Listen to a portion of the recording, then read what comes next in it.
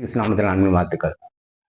சகை என்ற மனிதன் பத்தி வேதத்துல வாசிக்கிறோம். அவன் பெரிய செல்வந்தன், ஐஸ்வர்யவான். ரெண்டாவது, ஒரு ரோமர்களுக்கு டாக்ஸ் கலெக்ட் பண்ற ஒரு தலைவன், ஆயக்காரனுக்கு தலைவன் என்று எழுதப்பட்டுள்ளது.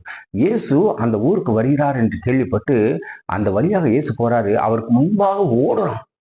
நாளைக்கு இந்த வீதியில தானே நம்ம டாக்ஸ் கலெக்ட் பண்ணோம். இந்த மக்கள் நமக்கு என்ன நினைப்பாங்களோ, ஏது நினைப்பாங்களோ, யாரை பத்தியும் கவலைப்படாம முன்னால ஓடுறான். ஓடி மரத்து மேல ஏறி உட்கார்ந்து இயேசுவை பார்க்கலாம். ஜனங்களே, அவன் அவமானப்படாத காரணத்தினால, வெட்கப்படாத காரணத்தினால மிகப்பெரிய ஒரு ரட்சிப்பை பெற்றுக்கொண்டான். நம்மளும் நம்ம வாழ்க்கையில யாருக்காக அவமானப்படணும்? யாருக்காக வெட்கப்படணும்? யாருக்காக துக்கப்படணும்? நம்ம நல்லா இருக்கிற வரைக்கும் தான். நம்மளால வேலை ஆகலைன்னா நம்ம தூக்கி எறிஞ்சிட்டு போயிட்டே இருப்பாங்க.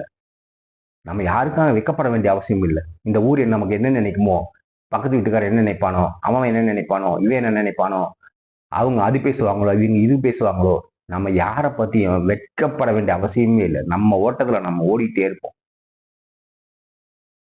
நம்ம முன்னேறதுக்கு அதான் வழி. God bless you.